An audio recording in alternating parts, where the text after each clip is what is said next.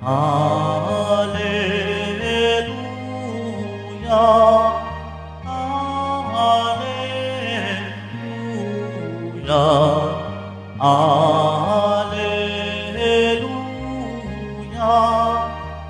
Alleluia.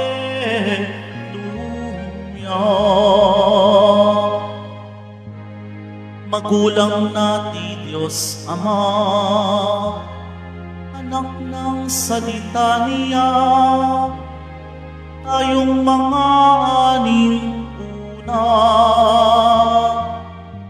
Alleluia, Alleluia, Alleluia, Alleluia.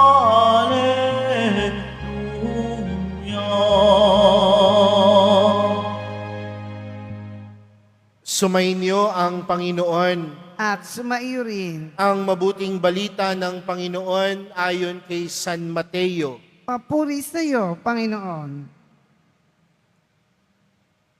Noong panahong iyon, isa na namang talinghaga ang nilahad ni Jesus sa mga tao. Ang paghahari ng Diyos ay katulad nito. May isang taong nagtanim ng isang butil ng mustasa sa kanyang bukid.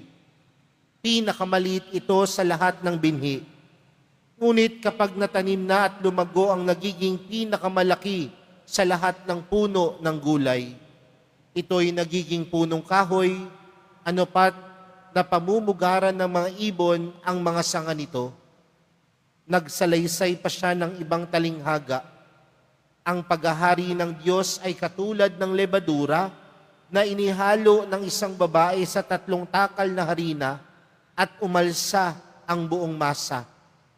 Sinabi ni Jesus sa mga tao ang lahat ng ito sa pamamagitan ng mga talinghaga at wala siyang sinabi sa kanila nang hindi gumagamit ng talinghaga.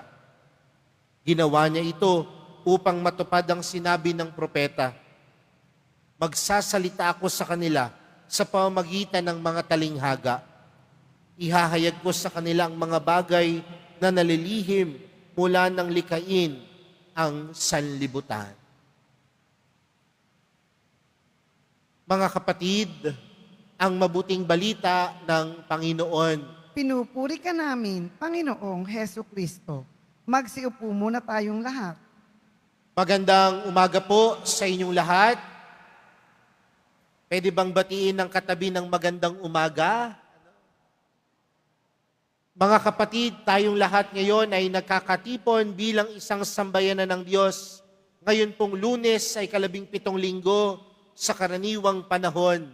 At tila pinapaalalahanan po tayo ng ating mga pagbasa sa araw na ito na ang isang bagay na dumaraan sa Diyos ay isang pagpapala. Lahat ng bagay na dumadaan sa Diyos, ito'y isang pagpapala.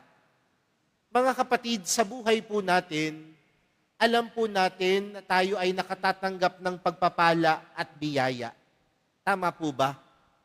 Ano man ang sitwasyon natin sa ating buhay, alam natin nakatatanggap tayo ng pagpapala, biyaya at grasya sa Diyos. Pero aminin po natin o hindi mga kapatid, minsan ang mga napapansin nating biyaya, pagpapala at grasya ay yung mga malalaking bagay. Yung mga tagumpay sa buhay. Kaya nga minsan, kapag tayo ay nagpapasalamat sa Diyos, ang madalas nating pinagpapasalamat sa Diyos, yung mga tagumpay natin sa ating buhay.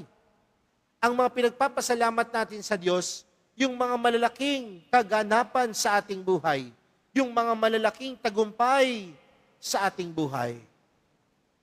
Pero kung tinuturing natin lahat ay pagpapala at biyaya, tandaan natin, pagdating sa Diyos, lahat ng pagpapala, lahat ng biyaya, walang maliit, kundi lahat ng pagpapala nagmula sa Diyos, laging malaki.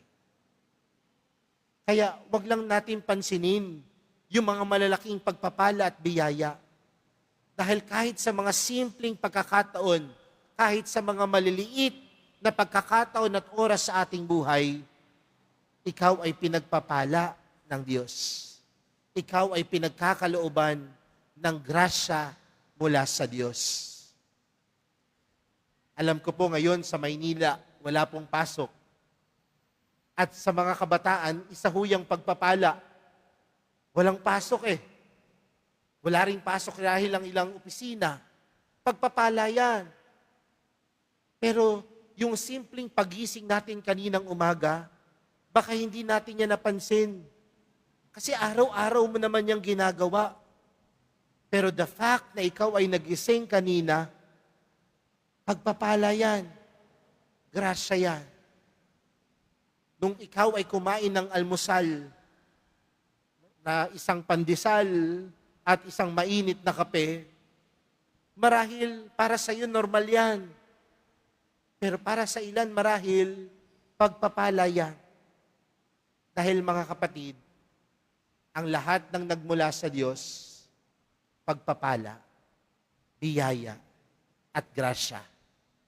At kung ang lahat ay nagmula sa Diyos, ito'y hindi maliit, kundi laging malaking pagpapala at biyaya. Bakit ko sinisimulan sa ganitong pamamaraan yung ating pagninilay sa umagang ito? Dahil kung mapapansin po natin sa Ebanghelyo, nagbanggit ang Panginoon ng 2 talinghaga patungkol sa kaharian ng Diyos. At anong sinabi ng Panginoon? Ito ay nagpapatungkol sa butil ng mustasa. Maliit. Pero itong pinakamaliit na binhi o pinakamaliit na butil, kapag tinanim, inalagaan, ito'y lalago. Ano yung pangalawang talinghaga? Patungkol sa lebadura. Isang bagay na inalagay kasama ng arina. Maliit, pero darating ang panahon, ang arina, para maging isang tinapay, aalsa. Sa madaling salita, mga kapatid, lahat naman talaga nagsisimula sa maliit. Pero kung imumulat natin ang ating mga mata, kahit gaano kaliit yan, kung yan ay dumaan sa palad ng Diyos, ito'y isang pagpapala na magbibigay sa atin ng malaking grasya at biyaya. Uulitin ko po, kahit maliit, kapag ito'y dumaan sa palad ng Diyos, sa kamay ng Diyos, ang maliit na ito ay magiging malaking pagpapala at grasya. Kaya mga kapatid, sa araw na ito, magandang tingnan sa ating buhay na tayo ay nakatatanggap ng pagpapala mula sa Diyos. Kahit ang mga maliliit na pagpapala ay nagiging malaki. Kahit ang mga pagpapalang hindi natin minsan napapansin, kumikilos ang Diyos dyan upang ipaalala sa atin na kapag dumaan sa kamay ng Diyos, kahit gaano kaliit na pagpapala, kahit gaano kaliit na grasya, ito'y malaking biyaya dahil ito'y mula sa Diyos. Sa pagpapatuloy po ng ating banal na misa, tingnan po natin ang mga biyayang tinatanggap natin sa Diyos. Tingnan po natin ang mga grasya at pagpapalang tinatanggap natin sa Diyos. At mapagtatanto natin, pagdating sa Diyos, walang maliit na pagpapala. Dahil ang pagpapala ng Diyos, lubos-lubos para sa atin. Amen.